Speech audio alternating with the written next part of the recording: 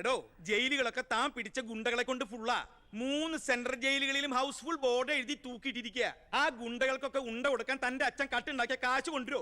Police ഇപ്പൊ അങ്ങോട്ട് ഓടുന്നു ഇങ്ങോട്ട് ഓടുന്നു. ഈ മൂത്രം ഒഴിച്ചിട്ടല്ല ജീപ്പ് ഓടുന്നത്, പെട്രോൾ ഒഴിച്ചിട്ടാ. കേരളം ഭരിക്കുന്ന CM ഇങ്ങനെ ഒരു കോമാളിയാ വരുന്നത്. അതേടാ, ഞാൻ കോമാളിയാ, സർക്കസിലെ കോമാളി. നീയല്ലേ ഇപ്പൊ എന്റെ റിംഗ് മാസ്റ്റർ. നീ ഇങ്ങോട്ട് ചാടാൻ പറഞ്ഞാ ഇങ്ങോട്ട് ചാടും, അങ്ങോട്ട് ചാടാൻ പറഞ്ഞാ അങ്ങോട്ട് ചാടും. ഒരു ദിവസം എല്ലാം കൂടി എന്റെ കയ്യിൽ നിന്ന് പോട്ടോ. നിന്റെ ഭരണപരിഷ്കാരങ്ങൾ ഇവിടെ നടപ്പാക്കണമെങ്കിലേ ഫണ്ട് വേണം, ഫണ്ട്. നിനക്കറിയോ, ഖജനാവിൽ ഇന്നാള് ഞാൻ കൈയിട്ട് നോക്കിയപ്പോഴേ കാലിയാ കാലി. MLA മാർക്കും മന്ത്രിമാർക്കും അടുത്ത മാസം ശമ്പളം കൊടുക്കണമെങ്കിലേ ADB-ന്നോ വേൾഡ് ബാങ്കിന്നോ ലോൺ എടുക്കണം. അതറിയോ? ഇതാണോ പ്രശ്നം? ഖജനാവ് നിറയ്ക്കാൻ വേണ്ടി ഒരു ബാങ്കിൽ നിന്ന് ലോൺ എടുക്കണ്ട. നമ്മുടെ ഈ സംസ്ഥാനത്ത് തന്നെ ഒന്ന് ശ്രമിച്ചാൽ മതി. എന്നാ നീ പോയി ശ്രമിക്കേ. സാറിന്റെ ഈ പെർമിഷൻ മാത്രം മതി സാർ. Thank you sir. ദേ പോണു എന്ത് മാരണാവോ ഉണ്ടാക്കി കൊണ്ടുവരാൻ പോണു. ഈ കസേര പോകുന്ന തോന്നണേ.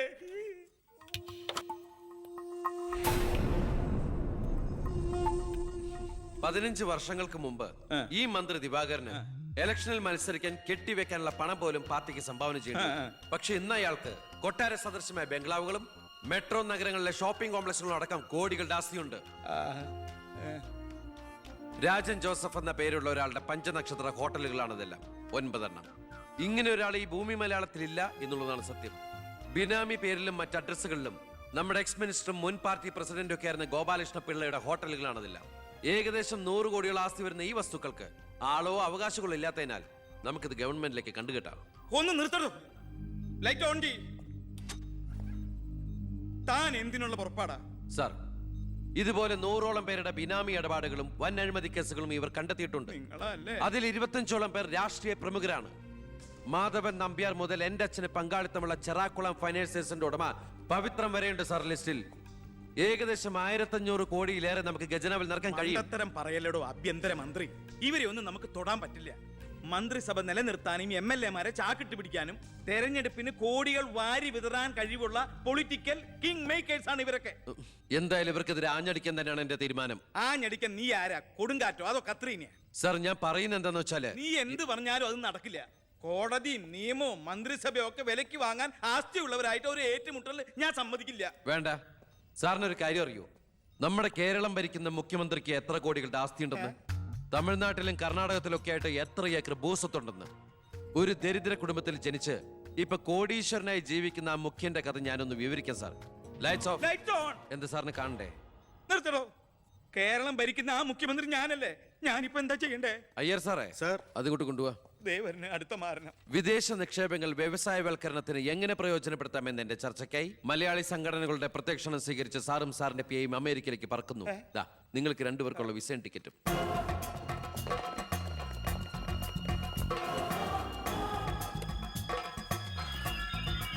ദിവാകരൻ സാറിന് കൂടുതലായിട്ട് എന്തെങ്കിലും പറയാനുണ്ടോ? എല്ലാം നോട്ട് ചെയ്തോളൂ. കിഴിപ്പള്ളി സാർ ഒന്ന് സൈൻ ചെയ്യണം. Prathap, take it sir.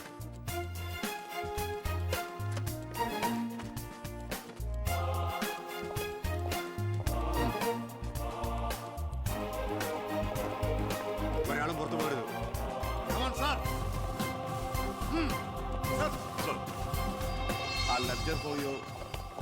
Mister Pavithran, we want search your office. എന്താ? ഇതാ search warrant. Take a lock. ആ ലോക്കറിന്റെ കീ എടുക്ക്. ലോക്കർ തുറക്ക്.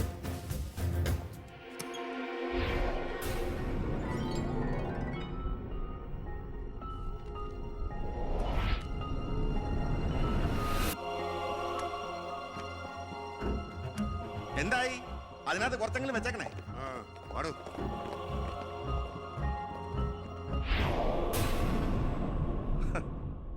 ഞാൻ ഒരു കാര്യം പറഞ്ഞേക്കാം. എന്തൊക്കെയായാലും ആഭ്യന്തരമന്ത്രി രാജിവെക്കണം. 5 or 6 കോടി എഴുതിട്ടാണ് പ്രതിപക്ഷത്തുള്ള ഏതെങ്കിലും ഒരു ഘടകകക്ഷിയെ KDF-ൽ ചേർത്ത് എണ്ണം തയ്ക്കണം. എന്നിട്ട് അവനെ പുകച്ച് പുറത്ത് ചാടിച്ചോടിക്കണം. അതിന് കാശ് എവിടോ? മർമ്മം നോക്കിയല്ലേ അവൻ കുത്തിയിരിക്കുന്നത്.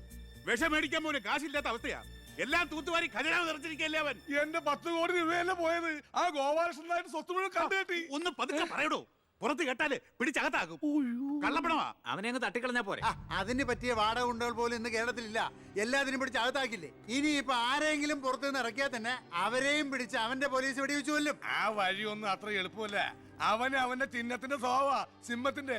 കാട്ടിൽ ആനയുണ്ട്, പുലിയുണ്ട്, കഴുതുണ്ട്. പക്ഷെ ആരാ കാട്ടിലെ സിംഹം? സിംഹം. അവൻ ആനയുടെ മഷിഷ്കം വരെ കയറിടിക്കും. ഓ അതൊന്നും നെറ്റിന്ന് മലയാളത്തിൽ പറഞ്ഞാൽ പോരോ. അയ്യ, അതൊക്കെ വിദ്യാഭ്യാസം ഇല്ലാത്ത ആൾക്കാർ പറഞ്ഞതാണ്. വിദ്യാഭ്യാസമുള്ളവർ പറയും മഷിഷ്കം. അമേരിക്കയിലേക്ക് ലൈൻ പോണു. സിഎമ്മിന്റെ മൊബൈൽ റിംഗ് ചെയ്യുന്നുണ്ട്. ഹലോ ഹലോ ഹലോ കട്ടായി. എന്റെ മൊബൈലിൽ നിന്ന് വിളിക്കാം. ഞാൻ ഇന്നലെ കൂടി വിളിച്ചല്ലേ ഉള്ളൂ. പൊറ്റക്കുഴിയാണ്. ഹലോ, നിങ്ങൾ ക്യൂബിലാണ്? ഇല്ല, സത്യമായിട്ടില്ല. നിങ്ങൾ ക്യൂബിലാണ്. ദയവായി ഒരാഴ്ച കഴിഞ്ഞ് വിളിക്കുക. ശരിയാ, ക്ഷമിക്കണം. കിട്ടിയോ? നമ്മൾ ക്യൂവിലാണ്, ഒരാഴ്ച കഴിഞ്ഞ് വിളിക്കാൻ. ചേടാ, നമ്മൾ ക്യൂവിലാന്ന് അമേരിക്കയിൽ എങ്ങനെയായിരുന്നു? ഏടോ, അമേരിക്ക വളരെ വലുതായി പോയില്ലേ? അവരെ മറ്റേ സുനാപ്പി വെച്ച് നോക്കിയാണ്. താരം നമ്മളെ തൈ ഇടോ. അവൻ രാഷ്ട്രീയ ആചാര്യന്മാരെ പോലും കളി പഠിപ്പിക്കുകയല്ലേ. അവനെതിരായി KDF-ന്റെ എല്ലാ MLA-മാരും തിരിഞ്ഞു കഴിഞ്ഞു. ഇക്കണക്കിന് പോയാൽ ഈ മന്ത്രിസഭ താഴെ വീഴും. പ്രതിപക്ഷം ഭരണപക്ഷത്തിന്റെ തകർച്ച കണ്ട് മിണ്ടാതിരിക്കോ? അവനെന്ന് പത്രക്കാരോട് പറഞ്ഞില്ലേ, അച്ഛൻ നിരപരാധിയാണെന്ന് കോടതിയിൽ തെളിഞ്ഞാൽ പാർട്ടി ആവശ്യപ്പെട്ടാൽ മന്ത്രിസ്ഥാനവും MLA സ്ഥാനവും രാജിവെച്ച് അച്ഛന് വീണ്ടും അവസരം നൽകുമെന്ന്. അതിൽ പിടിക്കണം. പാർട്ടി ആവശ്യപ്പെടണം, അവനെ കൊണ്ട് രാജിവെപ്പിക്കണം. അതിന് അച്ഛൻ ഈ കേസ് ജയിക്കണം. അച്ഛന്റെ പേരിലുള്ള മണിമലയാർ കേസ് തള്ളിപ്പോയതുപോലെ ഈ കൊലക്കേസും തള്ളിപ്പോകും.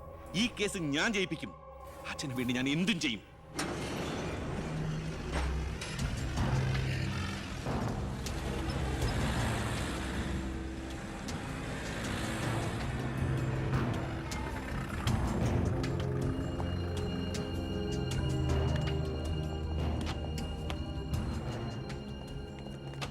സാർ, ഇന്ന് രാവിലെയാണ് സംഭവം നടന്നത്.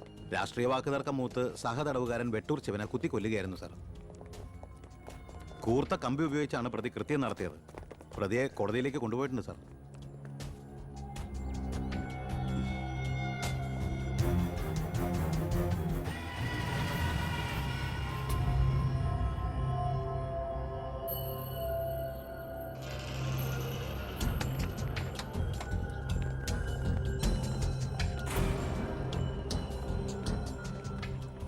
ഒന്നുകിൽ ദൈവം അച്ഛനെ കേസിൽ നിന്ന് രക്ഷിച്ചു, അല്ലെങ്കിൽ അച്ഛൻ സമർത്ഥമായി സ്വയം രക്ഷപ്പെട്ടു.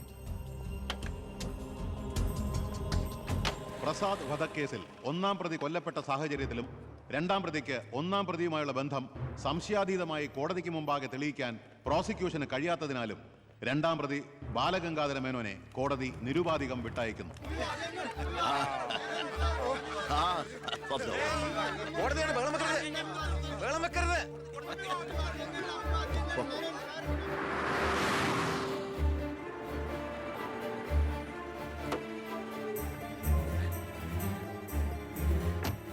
ലക്ഷ്മി, ലക്ഷ്മി, അറിഞ്ഞോ നീ?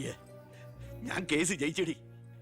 ഞാൻ നിരപരാധിയാണെന്ന് കോടതിക്ക് ബോധ്യായി.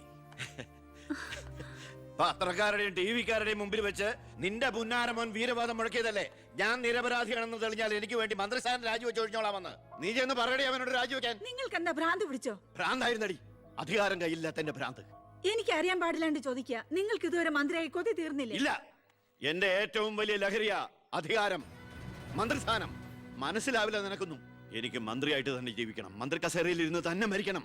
നിനക്കറിയോ, അധികാരം നഷ്ടപ്പെട്ടത് മുതൽ മനസമാധാനത്തോടെ ഞാൻ ഉറങ്ങിയിട്ടില്ല. വീണ്ടും മന്ത്രിയാകുക എന്നുള്ള എന്റെ ഒരു വാശിയാടി. നീ അവനോട് വാക്ക് പാലിക്കാൻ പറയടി. ഇതൊക്കെ നേരിട്ട് ചെന്ന് പറഞ്ഞാ മതി. എന്താ നിനക്ക് പറഞ്ഞ? എന്നെ കൊണ്ട് പറ്റില്ല, അത്ര തന്നെ. ഓ, മന്ത്രിസ്ഥാനം പോയതോടെ നിനക്ക് എന്നെ വേണ്ടതായില്ലേ? എന്നെ അനുസരിക്കാൻ കഴിയില്ലെങ്കിൽ പൊയ്ക്കോ ആഭ്യന്തരമന്ത്രിയുടെ വീട്ടിലേക്ക്. ബാക്കിയുള്ള ജീവിതം മോന്റെ കൂടെ തന്നെ അവിടെ. എന്താ അച്ഛ ഇങ്ങനെ? അച്ഛനൊഴികെ ഈ നാട്ടിലെല്ലാവരും വാനോളം പുകഴ്ത്ത ഏട്ടനെ. ഇങ്ങനൊരു മന്ത്രിയെ കിട്ടിയതിൽ അഭിമാനിക്കുക. മക്കൾ തങ്ങളെക്കാൾ വലുതാവണമെന്ന് എല്ലാ അച്ഛനമ്മമാരുടെ ആഗ്രഹം. പക്ഷെ അച്ഛൻ അസൂയ. മകൻ തന്നേക്കാൾ വലുതാവുന്നുള്ള എന്റെ അസൂയ.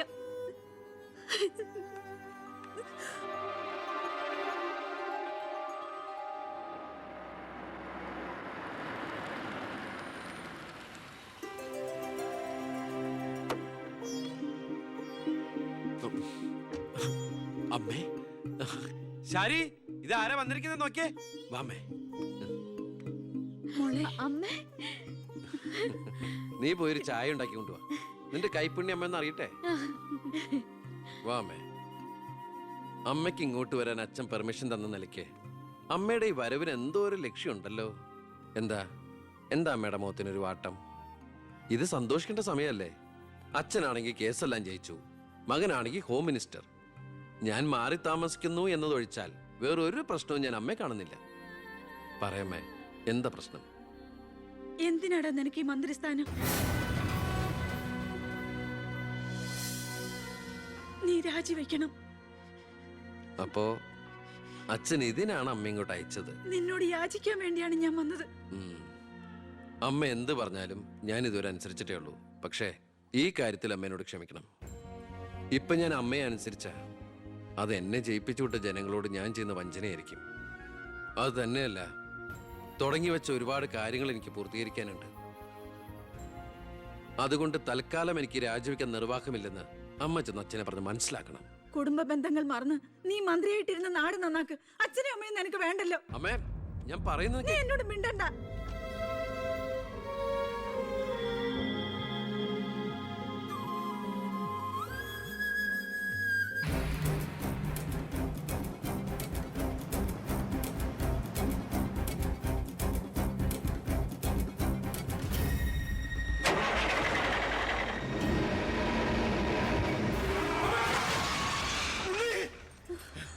എന്താ?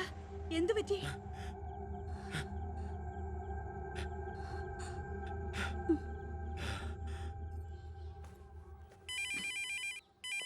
ഞാൻ എടുത്തോളാം. ഹലോ. ഉണ്ണി,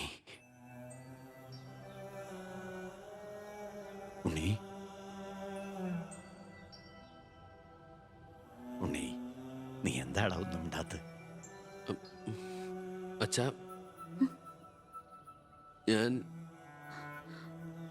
എനിക്ക് നിന്നെ ഒന്ന് കാണണം. ഞാനിപ്പോ ഡൽഹിക്ക് പോകാൻ വേണ്ടി എയർപോർട്ടിൽ പോകാൻ നിൽക്കുക. എന്തായാലും ഞാൻ അവിടെ വന്നിട്ട് നീ പോയാ മതി. ഉടനെ എത്താം. അച്ഛനാ, ആ ശബ്ദത്തില് പഴയ സ്നേഹവും വാത്സല്യവും ഒക്കെ എന്നെ ഉണ്ണീന്ന് അച്ഛൻ പണ്ടങ്ങ് വിളിച്ച് കേട്ടതാ. പിന്നെ ഇപ്പോഴാ ഇങ്ങോട്ട് വരണുണ്ടെന്ന്. ഈശ്വരാ.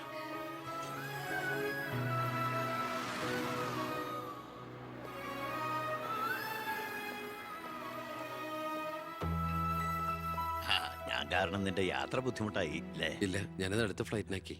ഓഹോ, വരൂ അച്ഛാ. പെട്ടെന്ന് കാണണമെന്ന് പറഞ്ഞപ്പോ നീ ഒന്ന് പകച്ചു. ഇനി എന്തിനുള്ള പുറപ്പാടാണോ എന്ന് ഓർത്തല്ലേ?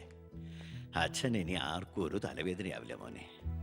ചെയ്തു കൂട്ടിയതൊക്കെ തെറ്റാണെന്ന് മനസ്സിലാക്കാൻ വൈകി. ശ്രമിച്ചില്ല. അധികാരത്തിന്റെ ലഹരിയിൽ പായായിരുന്നു ഇത്രയും കാലം. പ്രായമാകുന്നോറും കുട്ടികളുടെ മനസ്സാവുമല്ലേ? എന്ത് കണ്ടാലും സ്വന്താക്കണം എന്നൊരു മോഹം. എന്താ ഇപ്പൊ ഇങ്ങനെയൊക്കെ? മുന്നിലേക്ക് നോക്കിയപ്പോഴോ തിരിഞ്ഞു നോക്കിയപ്പോഴോ ഒരു കാര്യം എനിക്ക് ബോധ്യായി. ഞാനെന്ന രാഷ്ട്രീയക്കാരൻ വെറും ഒരു വട്ടപൂജ്യമാണെന്ന്. എന്നിലെ അച്ഛൻ ഒരു മൃഗമായിരുന്നു എന്ന്. പ്രായശ്ചിത്തം ചെയ്ത പാപങ്ങൾക്ക് പരിഹാരമാകുമെങ്കിൽ ഞാൻ മോന്റെ കാലം പിടിക്കും. അച്ഛാ, അങ്ങനെയൊന്നും പറയല്ലേ. മതിയായി, എല്ലാം മതിയായി. ഞാൻ ഇന്നുവരെ അഴിമതിയിലൂടെ ഉണ്ടാക്കിയതൊക്കെ സർക്കാരിന് തിരിച്ചു കൊടുക്കാൻ പോവാ. എന്നിട്ട് ചെയ്ത തെറ്റുകൾ ഏറ്റു പറഞ്ഞ് പൊതുജനങ്ങളോട് മാപ്പ് ചോദിക്കണം. അച്ഛാ, അച്ഛനെ വിശ്വസിക്കടാ. ഇനി നിന്റെ അച്ഛൻ വിശ്വാസവഞ്ചനം കാട്ടില്ല. മതി, എനിക്കിത് മതി. ഞാൻ ആഗ്രഹിച്ച പോലെ ഒരു അച്ഛനെ ഈശ്വരൻ എനിക്ക് തിരിച്ചു തന്നല്ലോ. അറിഞ്ഞോ അറിയാതെയോ അച്ഛനെ ഞാൻ വേദനിപ്പിച്ചിട്ടുണ്ടെങ്കിൽ അത് ഇങ്ങനൊരു അച്ഛൻ്റെ മകനായിട്ട് ജീവിക്കാൻ വേണ്ടിയിട്ടാ. ഇനി എൻ്റെ അച്ഛന് വേണ്ടി ഈ സ്ഥാനമാനങ്ങളൊക്കെ ഉപേക്ഷിക്കാൻ എനിക്ക് സന്തോഷമേ ഉള്ളൂ. വേണ്ടടാ, എനിക്കിനി മന്ത്രി ഒന്നും ആകണ്ട. നീ ആ ശരി, നിന്നെപ്പോലുള്ള ചെറുപ്പക്കാരാണ് ഇനി ഇവിടെ ഭരിക്കേണ്ടത്. അടുത്ത തലമുറ നിന്നെ മാതൃകയാക്കുന്നത് നിറഞ്ഞ മനസ്സോടെ എനിക്ക് കാണണം. എന്നിട്ട് ഇങ്ങനെ ഒരു മന്ത്രിയുടെ അച്ഛനായിട്ട് ഇനിയുള്ള കാലം അഭിമാനത്തോടെ എനിക്ക് ജീവിക്കണം. ആ മോളെ, വന്നു കയറിയ മഹാലക്ഷ്മിയെ ആട്ടിപ്പായിച്ചവനാ ഞാൻ. എല്ലാ സൗഭാഗ്യങ്ങളും നിങ്ങൾക്ക് ഈശ്വരൻ തരും. നന്നായി വരും. ഉണ്ണി, ഇപ്പൊ എനിക്ക് മനസ്സിന് എന്തൊരു സ്വസ്ഥതയാണെന്നറിയൂടാ. ഇനി എനിക്കെല്ലാം മറന്ന് സമാധാനമായിട്ട് ഉറങ്ങണം. വരട്ടേടാ. ആ നീ ഡൽഹി യാത്ര കഴിഞ്ഞ് തിരിച്ചു വന്നാൽ ഉടൻ രണ്ടുപേരും തറവാട്ടിലേക്ക് താമസം മാറണം. പറ്റേ മോളെ?